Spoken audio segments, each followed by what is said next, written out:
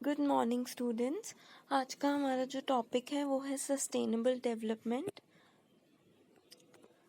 Sustain का मतलब होता है सरवाइव करना, ठीक है। तो what is sustainable development, meaning क्या है? Sustainable development is development that meets the need of the person without compromising the ability of future generation to meet their own needs without causing environmental damage that challenges the survival of other species and natural ecosystem। इसका मतलब ये होता है कि आपको जो अपना environment है उसको इस तरह से प्रिजर्व करना है कि हमारी जो अब की ज़रूरतें हैं वो भी पूरी हो जाए और जो फ्यूचर जनरेशन्स आने वाली हैं वो भी सारे नेचुरल रिसोर्सेज को यूज़ कर सकें। फॉर एग्ज़ाम्पल जैसे हम बोलते हैं कि सेव वाटर, है ना, तो वो हम क्यों बोलते हैं?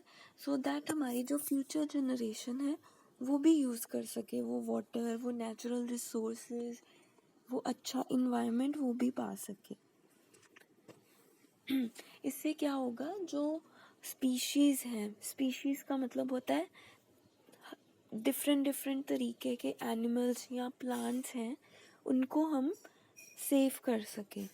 The concept of sustainable development had appeared in the 1970s, which called for the maintenance of ecological processes, the preservation of biodiversity, and sustainable use of species and ecosystem।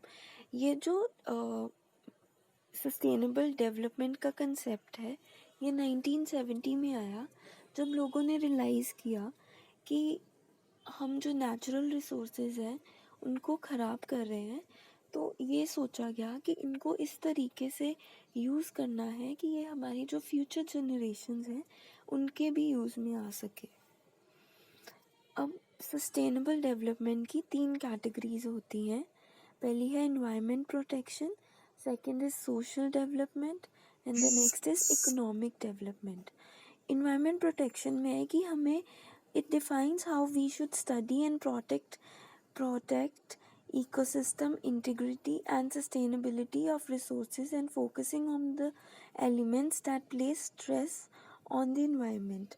इसका मतलब है कि हमें इस तरह अपने इकोसिस्टम होता है लैंड, वाटर, एनिमल, प्लांट्स को जो मिला के बनता है उसको हम कैसे प्रोटेक्ट करेंगे। Next is social development. It is about maintaining access to basic resources without compromising the quality of life, for example education। It means कि हमने अपने नेचुरल रिसोर्सेज को तो सेव करना ही है, बट उसके साथ साथ हमने अपने दूसरी क्वालिटी ऑफ लाइफ को भी अच्छा रखना है, जैसे एजुकेशन से क्या होगा, लोग अवेयर होंगे कि हम कैसे अपने इन्वायरमेंट को सेव करें, ठीक है। Next is economic development. It is about providing incentives for business and other organization to adhere beyond legislative requirements। इसका मतलब है कि incentives business और other organizations को देने कि वो अपनी जो एडमिनिस्ट्रेशन है उसके अलावा भी कुछ सोचे। हम देखते हैं कि CSR एक्टिविटी करवाई जाती है, कस्टमर रिस्पॉन्सिबिलिटी, है ना, कि जो कंपनीज़ हैं वो अपनी रिस्पॉन्सिबिलिटी समझती है कि वो अपने एम्प्लॉयज़ को एक अच्छा इन्वायरमेंट दें, उनको हॉस्पिटल्स प्रोवाइड कराएं, ग्रीन पार्क्स, है ना, अच्छा इन्वायरमेंट दें सो दैट पॉल्यूशन कम हो। Next is what is sustainable development. अब होता क्या है, sustainable development encourages us to conserve and enhance our resource base by gradually changing the ways in which we develop and use technology। इसका मतलब है कि हमने साथ साथ अपनी environment और प्रकृति, जिसको हम कैसे कह सकते हैं, उसको भी सेव करना है, बट हमने वैसे डेवलपमेंट भी करनी है, हम अपनी टेक्नोलॉजी चेंज करेंगे। फॉर एग्ज़ाम्पल अब जैसे सोलर एनर्जी आ गई है, तो सोलर एनर्जी से क्या हो रहा है, हम जो नेचुरल रिसोर्स है सन, उसको यूज़ करके इलेक्ट्रिसिटी प्रोड्यूस करते हैं। आपने देखा होगा सोलर चैनल्स कई लोगों ने अपने घरों पे लगाए हैं।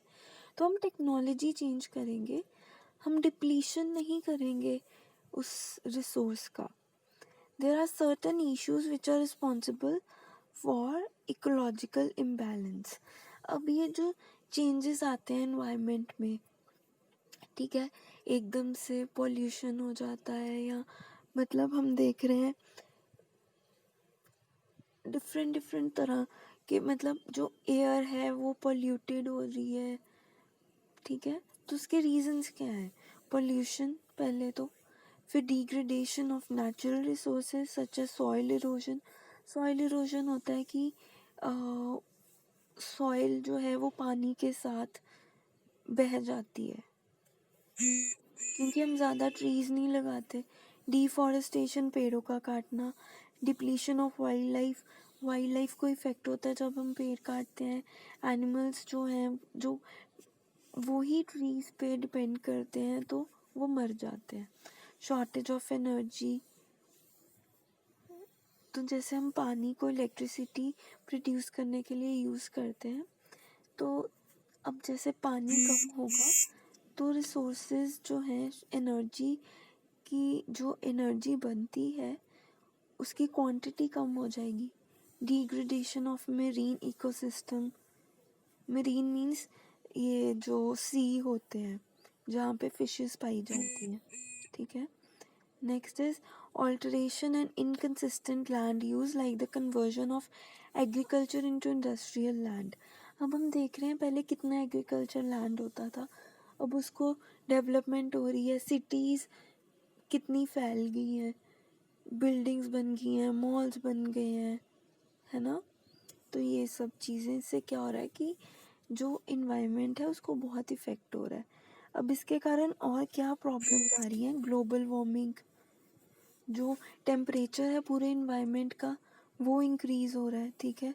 एसिड रेन आप सबको पता है कि वो रेन जिसमें नाइट्रोजन और सल्फर ज़्यादा होता है, और उससे क्या होता है, जो बिल्डिंग्स होती हैं वो ख़राब हो जाती हैं, ठीक है। क्योंकि जब बारिश होगी तो उसमें एसिड आएगा, तो उसको उसका इफ़ेक्ट किस पे पड़ेगा? बिल्डिंग्स पे, प्लांट्स पे, पूरे एनवायरनमेंट पे। नेक्स्ट इज पोल्यूशन, फिर depletion of ozone layer in the atmosphere, फिर radioactive fallout because of nuclear war. ये जो न्यूक्लियर पावर प्लांट्स होते हैं या कुछ भी होते हैं, इससे भी बहुत फ़र्क पड़ता है इन्वायरमेंट पे। Next is ways to achieve sustainable development. अब सस्टेनेबल डेवलपमेंट कैसे हो सकती है? पहला है sustainable development can be achieve by reducing pollution, poverty, poor housing and unemployment. Sustainable development तभी होगी जब पॉल्यूशन नहीं होगा, गरीबी नहीं होगी, अच्छे घर होंगे और अनएम्प्लॉयमेंट नहीं होगी, सबके पास जॉब होगी। Next is the use of non renewable resources such as fossil fuel should not be stopped overnight, but they must be used efficiently. जैसे पेट्रोल है, ठीक है, तो हम उसको एफिशिएंटली यूज़ कर सकते हैं, उसको वेस्ट नहीं करना, क्योंकि हम बार बार नहीं ना पेट्रोल बना सकते। इट टेक्स 1000 ऑफ ईयर, कितने साल लग जाते हैं फॉसिल फ्यूल्स को इन सब में कन्वर्ट होने में। Judicially use the resources that are available in plenty and maintain them with depletion or pollution. Restrict the use of the already endangered resources and protect them from unsustainable development. इसका मतलब ये है कि जो हमें पता है प्लांट्स और वाइल्ड लाइफ एनिमल्स खतरे में हैं, उनको पहले ही प्रिजर्व करके रखो, ठीक है। उनका यूज़ कम करो, वो प्लांट्स का, या उन एनिमल्स को मत मारो, ठीक है। Next is sustainable energy is abundantly provided by sun, the wind, the earth's heat, waterfall, tides and the growth of plant, and it creates little or no waste or polluting emission. जैसे ये मैंने आपको पहले भी example दिया था solar energy का, वैसे विंड एनर्जी से भी हम काफ़ी चीज़ें प्रोड्यूस कर सकते हैं, हाइड्रो पावर से भी, जियोथर्मल से भी, जियोथर्मल होती है वो एनर्जी जो धरती के अंदर से प्रोड्यूस होती है। विंड आपको पता है, हवा वाली। हाइड्रो मीन्स जो पानी से होती है release. Next is, by using these sustainable resources, we preserve the plant's fossil resources such as natural gas and petroleum. अगर हम ये सब resources यूज़ करते हैं कि तो इससे क्या होता है, जो हमारे resources हमें पता है कि जल्दी ख़त्म हो जाएंगे, उनको हम थोड़ा कंजर्व कर सकते हैं। Next is conclusion. Sustainable development is possible only if man stops thinking and himself as the supreme creation and enjoy only the benefits. ये तभी कम हो सकता है जब इंसान जो है वो अपने सारे benefits मत enjoy करे। It is high time man realizes that it is an integral part of the environment. He should also realize that because he is at the pinnacle of evolution and has also more responsibility towards maintaining the environment. It means कि चाहे हम बदल रहे हैं, advancement हो रही है environment में, बट हमें अपनी रिस्पॉन्सिबिलिटी नहीं भूलनी चाहिए। The earth is complex system that exist only thanks to its equilibrium, but planet earth has a fragile equilibrium, मतलब जो जल्दी चेंज हो सकता है। तो हमें क्या करना चाहिए, हमें वो एक्टिविटीज़ कम करनी चाहिए जिससे पोल्यूशन हो। हमें अपने ज़्यादा इन्वायरमेंट को प्रोटेक्ट करना चाहिए, ट्रीज़ लगाने चाहिए, सो दैट एक अच्छा इन्वायरमेंट बन सके। Thank you so much. I hope आपको आज का टॉपिक समझ लगा हो। कोई डाउट हो तो लेट मी नो।